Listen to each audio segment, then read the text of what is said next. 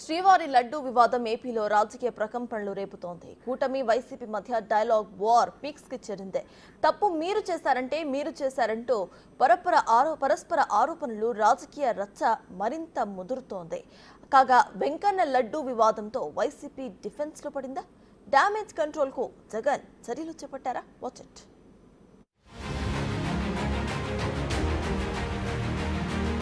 లడ్డూ వివాదంలో వైసీపీపై సర్వత్రా విమర్శలు.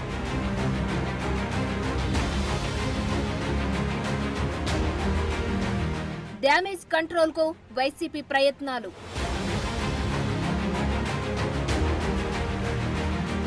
ఏపీ వ్యాప్తంగా ఆలయాల్లో పూజలకు పిలుపు.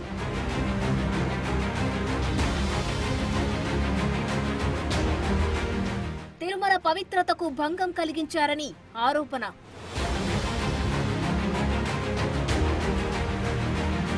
శ్రీవారి లడ్డూ వివాదం దేశవ్యాప్తంగా ప్రకంపనలు రేపుతోంది. ఇటు ఏపీలోనూ రాజకీయంగా ఈ వివాదం హాట్ టాపిక్ గా మారింది. కూటమి వైసీపీ మధ్య మాటల యుద్ధం జరుగుతోంది. కాగా కల్తీ నెయ్యి వ్యవహారం గత ప్రభుత్వ హయాంలోనే జరగడంతో వైసీపీపైనే సర్వత్రా విమర్శలు వ్యక్తమవుతున్నాయి.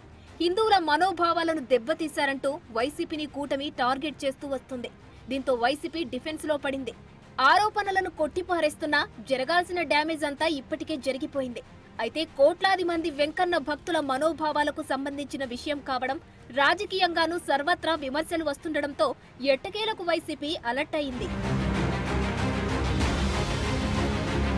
శ్రీవారి లడ్డూ వివాదంలో డ్యామేజ్ కంట్రోల్ కు జగన్ ప్రయత్నిస్తున్నారు. అందులో భాగంగానే ఈ నెల 28న రాష్ట్ర వ్యాప్తంగా ఆలయాల్లో పూజలు నిర్వహించాలని జగన్ పిలుపునిచ్చారు. రాజకీయ దుర్బుద్ధితోనే చంద్రబాబు అబద్ధాలు ఆడుతున్నారని, కల్తీ జరగకుండానే జరిగిందని చెబుతున్నారంటూ జగన్ ఆరోపిస్తున్నారు. వైఎస్ఆర్సీపీ నేతలంతా ఈ పూజల్లో పాల్గొనాలని సూచించారు. తిరుమల పవిత్రతకు చంద్రబాబు భంగం కలిగించారని, అందుకే పాప ప్రక్షాళన పేరుతో ఆలయాల్లో ప్రత్యేక పూజలు చేస్తామన్నారు వైసీపీ నేతలు. ఈ నెల 28న స్వయంగా తిరుమలకు వెళ్లనున్నారు జగన్. శ్రీవారిని దర్శించుకొని పాప ప్రక్షాళన పూజ చేస్తామంటున్నారు. ఇప్పటికే వైసీపీపై సర్వత్రా విమర్శలు వస్తున్న సమయంలో జగన్ తిరుమల పర్యటనకు వెళ్తాననడం, పాప ప్రక్షాళన పూజ చేస్తాననడం చర్చనీయాంశంగా మారింది. అయితే జగన్ తిరుమల పర్యటనపై కూటమి నేతలు మరో వివాదాన్ని తెరపైకి తీసుకొస్తున్నారు.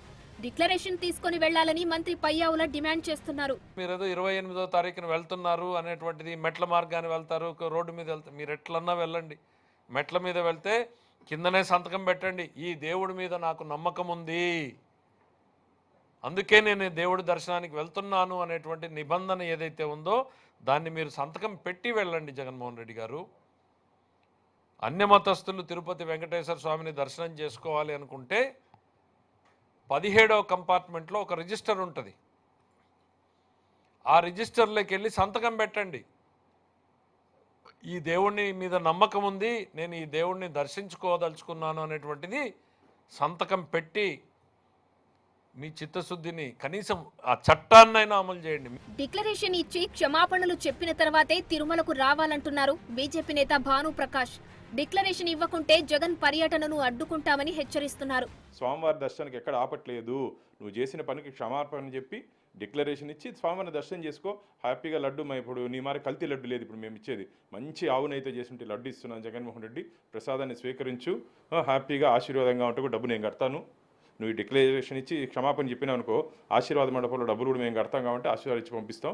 నువ్వు ఖచ్చితంగా వెంకటేశ్వర స్వామి నమ్ముతున్నాను అని చెప్పి డిక్లరేషన్ ఇచ్చి రావాల్సిందే.